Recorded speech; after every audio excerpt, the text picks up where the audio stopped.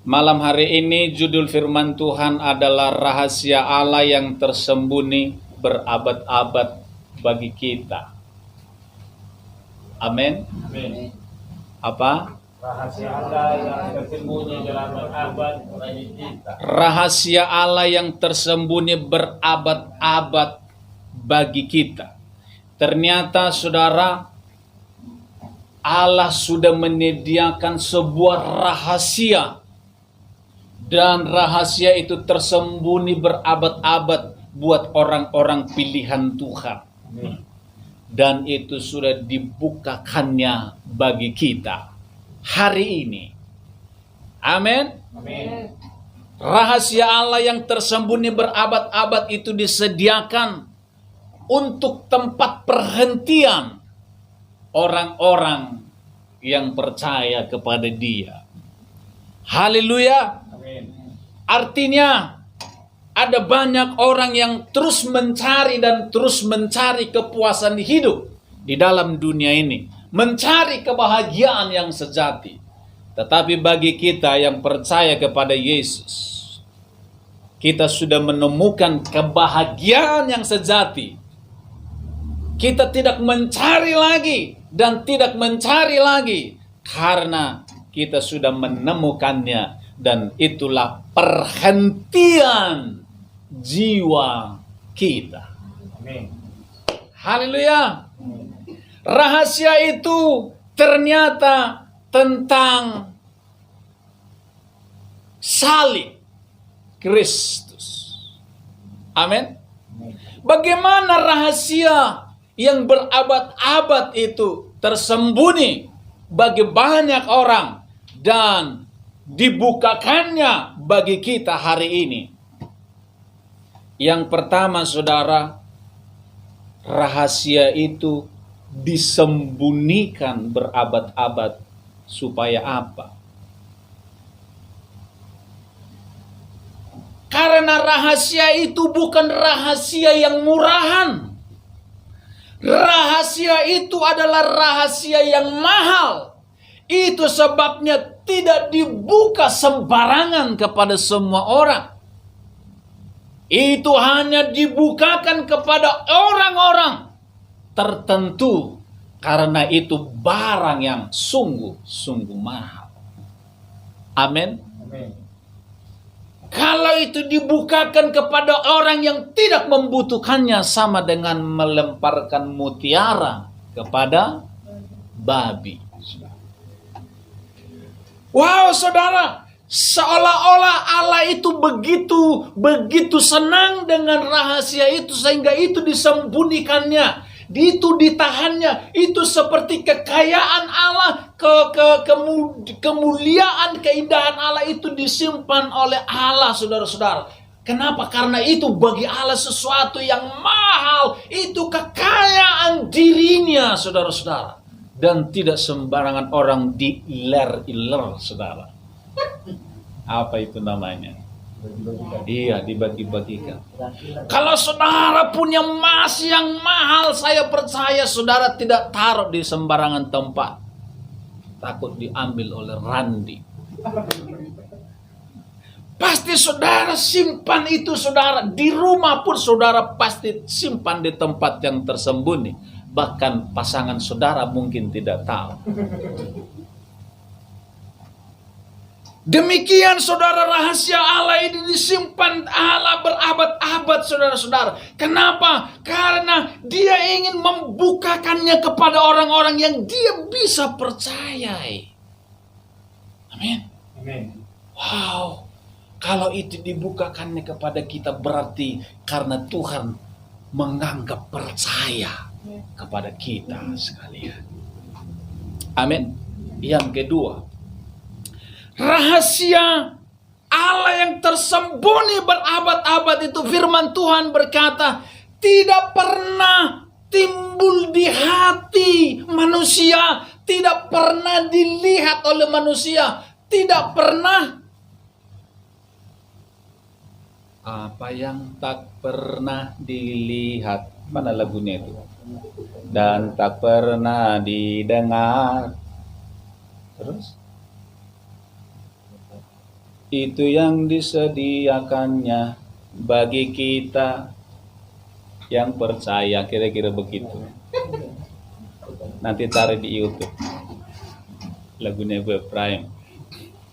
Saudara, apa yang seringkali orang pakai ayat ini, saudara, kalau dia terima berkat, apa yang tidak pernah dilihat oleh mata, yang tidak pernah muncul di hati, tidak pernah didengar itu, ternyata sudah disediakan Allah bagiku. Ayat ini tidak sembarang untuk berkat-berkat yang lain, saudara. Ayat ini dalam konteks ini berbicara tentang rahasia yang mahal itu. Amin. Artinya begini, saudara, rahasia itu masih disembunyikan Allah, dan orang dari abad ke abad tidak pernah terpikirkan di hatinya, tidak pernah muncul di hatinya, di pikirannya, bahkan tidak pernah didengarnya. Amin. Artinya gini, saking mahalnya itu, saudara-saudara, dan manusia tidak akan pernah mungkin mendapatkannya kecuali kalau Tuhan membukakannya. Itu artinya. Amin. Tidak pernah muncul di hati manusia. Manusia nggak pernah memikirkan tentang rahasia itu. Kenapa? Manusia tahu manusia dirinya berdosa. Manusia terlalu jauh, terlalu dalam di dalam jurang dosa. Itu sebabnya tidak akan pernah mampu memikirkan kemuliaan Tuhan, saudara-saudara. Haleluya. Tetapi Paulus berkata, itu sudah disediakannya bagi kita yang percaya. Haleluya. Dan betapa banyak orang yang pintar, betapa banyak orang yang hebat tidak pernah bisa menemukan rahasia yang tersembunyi itu. Amin. Kepintaran manusia, kehebatan manusia tidak pernah bisa menemukan itu kalau Tuhan tidak pernah bukakan baginya. Haleluya. Amin. Ini luar biasa, saudara-saudara.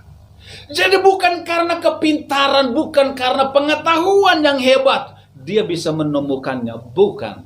Itu kita bisa temukan kalau Allah bukakan bagi kita. Amin. Amin, Mas Aditya. Yang keberapa sekarang? Yang ketiga. Hanya 5 saja ya. Ingatkan nanti kalau lebih dari 5. Yang ketiga, rahasia itu dibukakan hanya oleh Roh Kudus. Amin. Mas Aditya boleh ada di sini, saudara-saudara. Boleh dengar khotbah setiap hari Minggu, saudara-saudara. Tentang apa? Tentang salib, saudara-saudara. Tetapi belum tentu dia menemukan pewahyuan dari apa yang dia dengar. Amin. Paulus berkata di ayat yang pertama, aku memutuskan tidak akan pernah berbicara tentang berita lain kecuali berita tentang salib kepadamu. Paulus tidak berbicara tentang mukjizat kepada jemaat di Korintus. Paulus tidak berbicara tentang kekayaan, berkat dan yang lain-lain. Aku putuskan, aku hanya berbicara tentang salib dan berulang-ulang saya sampaikan itu kepadamu. Karena Paulus tahu, kalau engkau tidak tahu berita tentang salib, kalau engkau tidak menemukan pewahyuan di dalamnya, engkau akan buta selamanya. Amin. Saudara, banyak orang dengar berita tentang salib, berita tentang Injil, tetapi juga tidak mendapatkan pewahyuan. Haleluya. Banyak orang Kristen, saudara, rajin beribadah, saudara-saudara, tapi juga tidak menemukan pewahyuan dari salib. Itu sebabnya banyak orang Kristen yang tidak bertumbuh. Saudara masih ingat Perumpamaan yang Yesus bilang ada sebuah ladang. Di ladang itu ada harta yang terpendam. Kemudian ditemukan orang, begitu ditemukan, dia lari ke rumahnya. Apa yang dia lakukan? Dia jual semua miliknya supaya dia bisa beli ladang yang penuh dengan harta yang terpendam itu. Kenapa dia lari dan lakukan yang dengan sukacita menjual semuanya demi untuk memperoleh? Karena dia sudah menemukan ada sesuatu yang mahal dan indah sehingga semuanya dia rela korbankan demi untuk memperolehnya. Kalau orang sudah menemukan pewahyuan dari salib, dia akan tinggalkan semua yang lain dan dia berikan hidupnya total buat Tuhan. Kalau kita masih menemukan orang-orang sampai hari ini dalam kekristenannya belum sungguh-sungguh, saudara, sudah pasti dia tidak menemukan pewahyuan di dalam salib. Itu udah pasti nggak mungkin tidak. Jemaat-jemaat yang tidak setia hadir di gereja, saudara-saudara, saya sudah pastikan bahwa mereka belum menemukan pewahyuan di dalam salib. Saya ketika menemukan pewahyuan tentang salib, saya tahu dia mati bagiku, saudara. Itu keputusan Tuhan. Aku berikan, persembahkan hidupku bagimu selama-lamanya sampai hari ini. Kenapa? Menemukan pewahyuan di dalam salib. Haleluya. Seharusnya tidak ada lagi di dalam kekristenan, saudara, yang setengah-setengah, maju mundur. Seharusnya tidak ada itu. Seharusnya orang Kristen itu, saudara, total. Kenapa? Karena dia tahu ketika dia menemukan, enggak mungkin setengah-setengah. Dia pasti 100% dia berikan hidupnya untuk Tuhan. Haleluya. Saudara masih ingat waktu Petrus, Yesus berkata, menurut kalian siapakah aku ini? Siapa yang menjawab? Ada yang bilang engkau adalah Elia, ada yang bilang engkau adalah Yeremia dan nabi-nabi yang lain. Kemudian Petrus berkata, engkau adalah Mesias, anak Allah yang hidup. Yesus bersama murid-muridnya berapa tahun, Bapak Ibu Saudara? 3,5 tahun hidup bersama Yesus melakukan mukjizat. Yesus berkata, menurut gitu ya, menurutmu atau menurut orang, siapakah aku? Ada yang bilang engkau Elia, Yeremia. Saudara, masih banyak yang belum mengenali Yesus secara pribadi. Tetapi Petrus berkata, engkau anak Allah yang hidup. Enggak mungkin salah, engkau pasti anak Allah. Saya percaya masih banyak orang Kristen yang berkata, engkau adalah Elia. Engkau adalah Yeremia. Hanya sedikit mungkin orang Kristen yang berkata, engkau Mesias, anak Allah, engkau Tuhan. Orang yang mengatakan seperti itulah yang di dalam kekristenannya dia berjuang terus, enggak peduli apapun. Haleluya. Di ayat yang kita baca tadi firman Tuhan bilang begini. Siapa yang tahu tentang aku? Ya hanya roh yang ada di dalam aku. Siapa yang tahu tentang pikiran Allah? Hanya roh yang ada di dalamnya.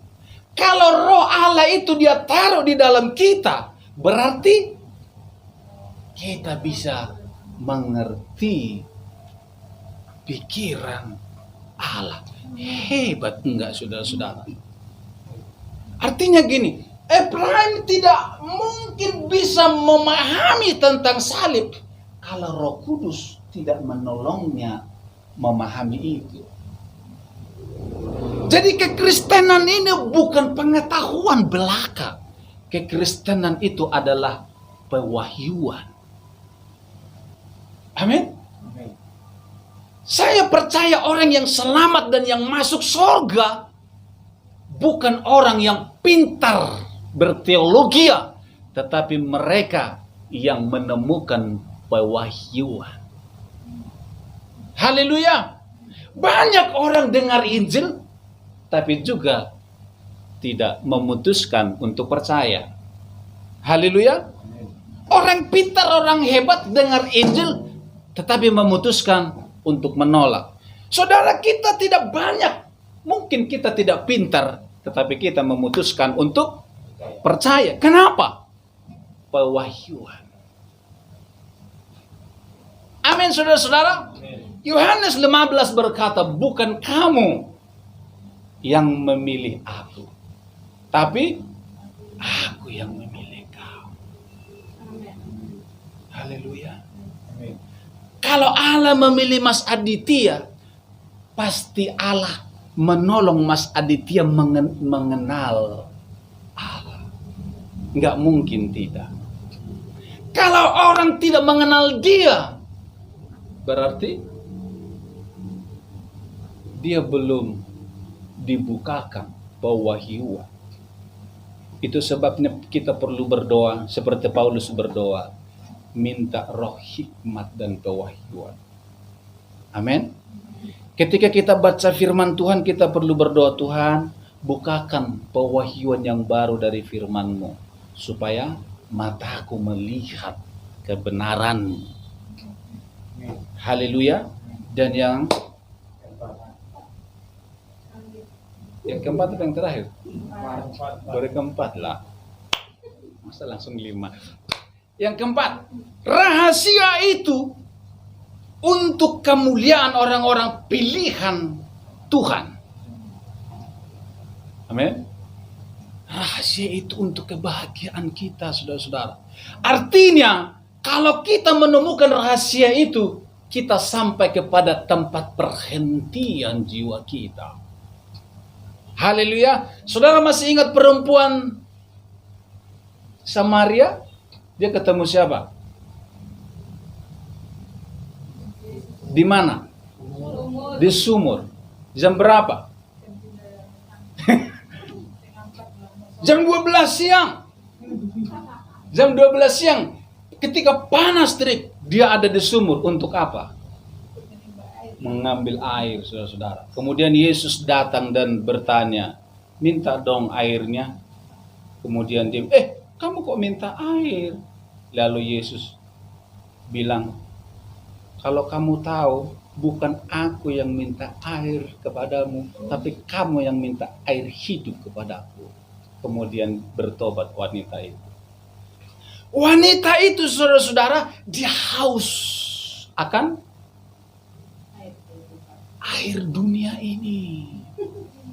Sebenarnya jiwanya haus, dia menemukan kebahagiaan yang sejati, tapi dia cari di dunia. Dunia ini tidak pernah bisa memuaskan kita, saudara-saudara. Amin. Saudara mau punya emas 1 karung di rumah, engkau tidak pernah bisa bahagia. Betul tidak? Karena harga emas lagi turun katanya. Padahal di sini sudah banyak emas. Ada Mas Yogi, Mas Aditya, Mas Menus di Langgerong. Haleluya. Wanita Samaria itu dia mencari kebahagiaan hidup di dunia. Saudara, bukankah hari ini ada banyak orang mencari kebahagiaan sejati di dunia? Tidak pernah dia temukan. Tapi Yesus bilang, di sini loh kebahagiaan yang sejati, yaitu datang kepada aku. Itu rahasia yang tersembunyi itu dibukakan buat kita, lalu kita percaya kepada dia. Itu perhentian jiwa kita. Kita tidak perlu lagi mencari kebahagiaan lari ke atas Gunung Kawi. Kita tidak mencari kebahagiaan lagi di dalam harta, kekayaan, aset dan lain-lain, kemauan. Apalagi saudara kedudukan. Kita tidak haus lagi yang seperti itu, saudara. walaupun kita butuh itu. Amin. Haus artinya saudara, itu dikejar, terus dikejar. Semakin banyak uangnya, semakin tidak bahagia juga. Haleluya. Tapi kita yang tidak banyak uang, dia bisa bahagia. Kenapa? Karena kita sudah menemukan perhentian jiwa kita di dalam Yesus. Yang terakhir. Amin. Amin. Biasanya ini langsung semangat ini. Yang terakhir saudara-saudara, rahasia itu membawa kita intim dengan Bapa di sorga. Haleluya. Rahasia itu menghubungkan kita dengan Allah. Amin saudara-saudara. Artinya gini. Roh Allah dia taruh di dalam kita, kemudian mata kita terbuka melihat dia, kemudian kita bisa mengerti pikiran Allah, mengerti rencana Allah, mengerti keinginan Allah, dan itu berbicara tentang hubungan yang intim dengan Tuhan. Orang yang sudah menemukan pewahyuan, dia pasti ingin intim dengan Tuhan. Amin. Dia selalu rindu ingin menyembah Tuhan. Rasa-rasanya saya ingin menyembah Tuhan, ingin merasakan hadirat Tuhan. Masih ada rasa-rasa itu di hati kita. Amin. Di rumah masih ada enggak keinginan ingin menikmati hadirat Tuhan? Ada rasa lapar dan haus. Atau mungkin kita sudah lama enggak pernah menyembah Tuhan, menikmati hadirat Tuhan, tapi biasa-biasa, tidak merasa kurang apa-apa. Itu sudah tertutupi oleh dunia di hati kita, saudara-saudara. Amin. Yohanes berkata, kamu adalah rantingnya, aku adalah pokoknya. Kamu rantingku, aku pokoknya. Kamu harus nyambung dengan aku terus. Kalau engkau sudah menemukan rahasia itu, pasti kamu ingin intim denganku, pasti kamu ingin mengerti isi hatiku, pasti engkau dengan aku itu ingin ngobrol, tukar pikiran terus, menikmati sorga setiap hari. Pasti itu yang ingin dilakukannya. Nggak mungkin tidak, saudara-saudara. Orang yang sudah menerima pewahyuan, dia pasti ingin intim dengan Tuhan. Kalau tidak, itu jangan-jangan itu bukan pewahyuan tentang salib yang dia terima. Amin. Pasti itu, pasti. Pasti. Tidak mungkin tidak, saudara-saudara. Tidak mungkin tidak. Amin. Ketika perempuan Samaria itu, dia seorang pelacur, dia punya berapa suami? 5. Ketika dia bertemu dengan Yesus, apa yang dia lakukan? Dia lari, dia pulang ke kampungnya, ke kotanya. Dan apa yang dia lakukan di kotanya? Dia memenangkan satu kota buat Tuhan. Dan yang menarik, saudara-saudara, Yohanes 4 ayat 23.